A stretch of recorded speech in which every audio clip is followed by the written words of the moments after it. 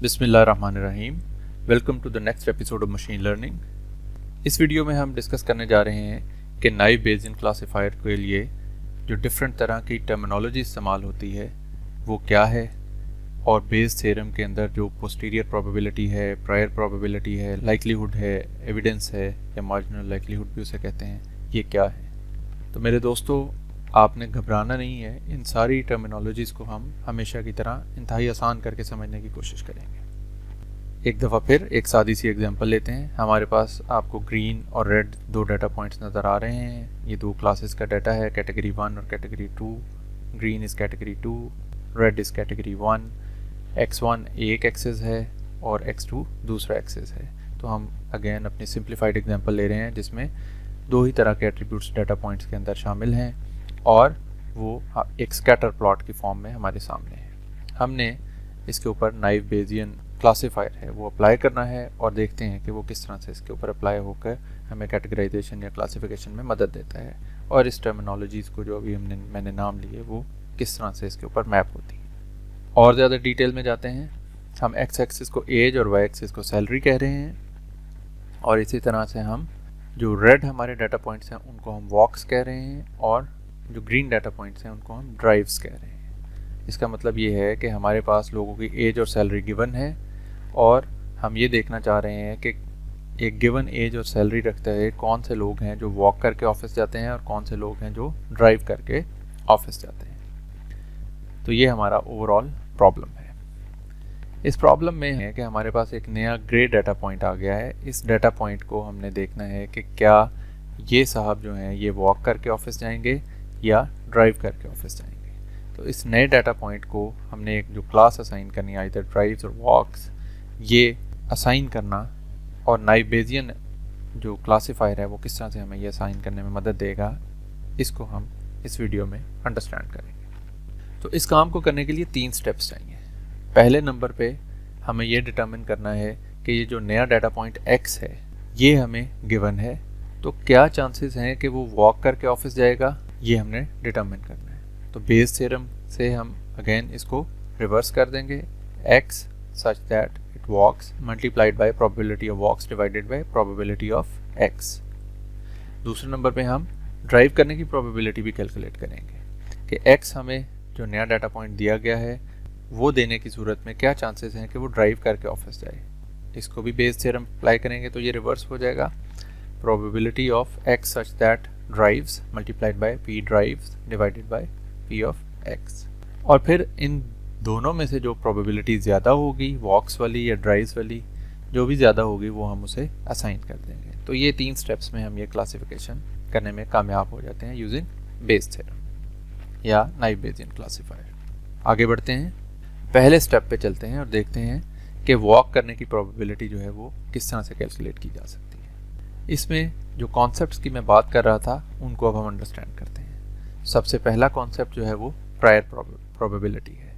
Prior probability जो है वो प्रोबेबिलिटी ऑफ वॉक्स, यानी कि वॉक करने की ओवरऑल डाटा के अंदर से वॉक करने की प्रोबेबिलिटी क्या है, टोटल इंस्टेंसेस में से वॉक वाले कितने हैं। सिंपली इसको हम p ऑफ वॉक्स कहेंगे। दूसरे नंबर पे मार्जिनल लाइक्लीहुड या उसे एविडेंस भी कहा जाता है, जो हमें नया डाटा पॉइंट दिया गया है, प्रोबेबिलिटी ऑफ x।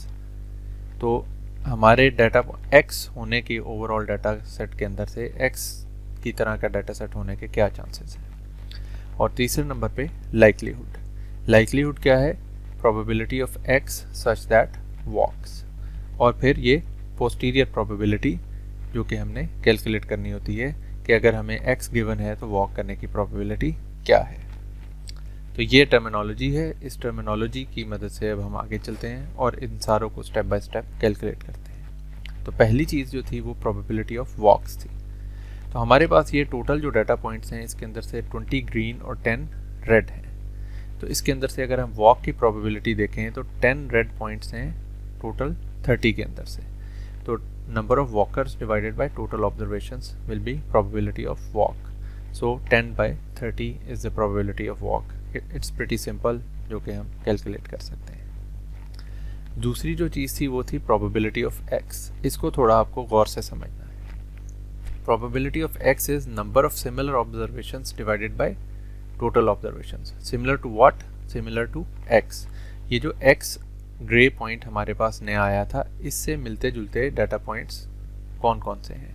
तो हम x के गिर्द एक रेडियस बनाएंगे। ये रेडियस वेरी कर सकता है, हमारे अपनी डिस्क्रिप्शन है कि हम इसका रेडियस कितना बड़ा रखते हैं। यानी कि x से मिलते जुलते पॉइंट्स कितने हैं हमारे सारे डाटा पॉइंट्स के अंदर। तो हमने एक रेडियस डिफाइन कर लिया। अगर हम रेडियस थोड़ा और बड़ा कर लेंगे तो मे बी कुछ और ग्रीन और रेड पॉइंट्स जो हैं वो हमारे उस रेडियस में आ जाएं। जो रेडियस इस वक्त गिवन है उसके अंदर 4 डाटा पॉइंट्स हैं जो कि पॉइंट x जो हमारा था ग्रे कलर का, जो हमने ओमिट कर दिया फॉर द टाइम बीइंग, उसके अंदर लाई कर रहे हैं। तो ये 4 जो हैं वो टोटल कितने में से हैं? 30 में से। इसका मतलब है x से मिलते जुलते जो डाटा पॉइंट्स हैं वो 4 हैं। तो x की प्रोबेबिलिटी जो है पूरे डाटा सेट के अंदर x से मिलते जुलते पॉइंट्स कितने होंगे? In simple words that is 4 divided by 30। तो ये एक थोड़े से डिफरेंट नोयत की चीज़ है जिसे हमें समझना है। तीसरी चीज़ जो है वो है probability of x such that walks. तो इसका मतलब ये है कि x की तरह के जो लोग हैं जो ये सर्कल के अंदर हैं, इनमें से कितने ऐसे हैं जो वॉक करेंगे। तो वॉक करने के लिए जो वॉक वाले लोग हैं वो कितने हैं? रेड वाले। रेड वाले कितने हैं? 10। और इसके अंदर से ऐसे कितने हैं जो कि वॉक कर रहे हैं? वो 3 हैं। तो 3 ऐसे हैं जो कि वॉक कर रहे हैं। तो हम क्या करते हैं कि जो ड्राइव वाले हैं उनको एलिमिनेट या ग्रे आउट कर देते हैं और जो बाकी के रेड पॉइंट्स हैं उनको देखते हैं। तो उन रेड के अंदर से 3 ऐसे हैं जो कि x से मिलते जुलते हैं। तो 3/10 जो है वो हमारी प्रोबेबिलिटी बनेगी इस चीज़ की। So the number of similar observations similar to x obviously among those who walk divided by the total number of walkers. So 3/10 is the answer. तो इस तरीके से ये तीनों हम कैलकुलेट करते हैं। अब इन्हीं वैल्यूज़ को जब हम पुट करते हैं तो लाइकलीहुड इज 3/10 के x की तरह के कितने लोग हैं जो कि वॉक कर रहे हैं, multiplied by prior probability of walking 10 out of 30 divided by 4/30 के x से मिलते जुलते कितने इंस्टेंसेस हैं ओवरऑल डाटा में विच आर 4। तो इस सारे को जब हम कैलकुलेट करते हैं तो आंसर हमारे पास आता है 0.75। तो इस तरह से प्रायर प्रोबेबिलिटी, मार्जिनल लाइकलीहुड और लाइकलीहुड, ये तीनों चीज़ें जो हैं वो हमें मालूम हो जाती हैं और इसकी मदद से हम पोस्टीरियर प्रोबेबिलिटी अपनी कैलकुलेट कर लेते हैं। So the answer is 0.75। अब हम दूसरी तरफ जाते हैं और उसमें भी prior probability, likelihood, marginal likelihood calculate करते हैं और उसकी मदद से ड्राइव की पोस्टीरियर प्रोबेबिलिटी कैलकुलेट करना शुरू करते हैं कि x के ड्राइव करने के चांसेस कितने हैं। तो सबसे पहले probability of drives. Once again हमारे पास 30 डाटा एलिमेंट्स हैं ग्रे के अलावा, 20 green, 10 red.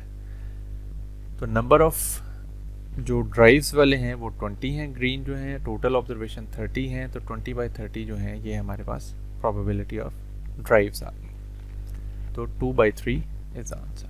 Probability of x के लिए अगेन हम उसी तरह से सर्कल ड्रॉ करेंगे जैसा पहले हमने किया था कि इसके अंदर टोटल 4 इंस्टेंसेस हैं और टोटल ऑब्जर्वेशन उतनी ही हैं जितनी पहले थी। तो इसमें आप देखें तो नंबर 2 के लेवल पे प्रोबेबिलिटी ऑफ x में बिल्कुल पहली बार और अब की बार में कोई भी फ़र्क नहीं है। 4 डिवाइडेड बाय टोटल, कोई डिस्क्रिप्शन नहीं है कि वो वॉक कर रहे हैं या ड्राइव कर रहे हैं।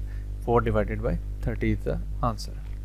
तीसरी जो चीज़ है वो है प्रोबेबिलिटी दैट x से मिलते जुलते जो हैं वो कितने हैं जो ड्राइव कर रहे हैं। तो x से मिलते जुलते ये 4 हैं। इन 4 के अंदर से जो रेड वाले हैं जो वॉक कर रहे हैं उनको हम ग्रे आउट कर देते हैं या एलिमिनेट कर देते हैं और बाकियों में से हम देखते हैं कि कितने ड्राइव कर रहे हैं। तो वॉक वाले एलिमिनेट हो गए और ड्राइव वाले 20 रह गए। इन 20 में से सिर्फ एक ऐसा है जो कि ड्राइव कर रहा है। जो 4 x से मिलते जुलते थे उनमें से सिर्फ एक ऐसा है जो कि ड्राइव कर रहा है। So 1 divided by 20 would be the answer. तो probability of x such that it drives is 1/20। तो इन वैल्यूज़ को जब हम पुट करेंगे 1/20 इंटू 20/30 और 4/30 तो the answer is 0.25। The third step is कि हम वॉक और ड्राइव की जो प्रोबेबिलिटीज़ हमने कैलकुलेट की हैं इनको कंपेयर करें। सो ये 0.75 है वॉक करने की प्रोबेबिलिटी और 0.25 है ड्राइव करने की प्रोबेबिलिटी। तो वॉक करने की प्रोबेबिलिटी ज़्यादा है ड्राइव करने से, लिहाजा ये जो पॉइंट था, जो ग्रे पॉइंट था, इसके कॉरेस्पॉन्डिंग जो हमने कैलकुलेशंस की 0.75% चांसेस हैं कि ये वॉक करेगा, 0.25% चांसेस हैं कि ये ड्राइव करेगा। तो इवेंचुअली हम इसे रेड मार्क कर देते हैं क्योंकि ज़्यादा चांसेस ये हैं कि ये वॉक करेगा। तो इस तरह से ये जो डाटा पॉइंट है ये नाइव बेसियन क्लासिफायर की मदद से रेड कैटेगरी में या वॉक की कैटेगरी में मार्क हो जाता है। नाइव बेसियन क्लासिफायर के अंदर कुछ और भी इम्पॉर्टेंट कंसिडरेशंस हैं। इसको नाइव क्यों कहा जाता है, प्रोबेबिलिटी ऑफ एक्स की क्या वैल्यू है, और क्या हमें हर दफ़ा तमाम प्रोबेबिलिटीज़ ही कैलकुलेट करनी होती हैं, ये चीज़ें डिस्कस करेंगे हम अपनी अगली शॉर्ट वीडियो में। Until then, enjoy machine learning.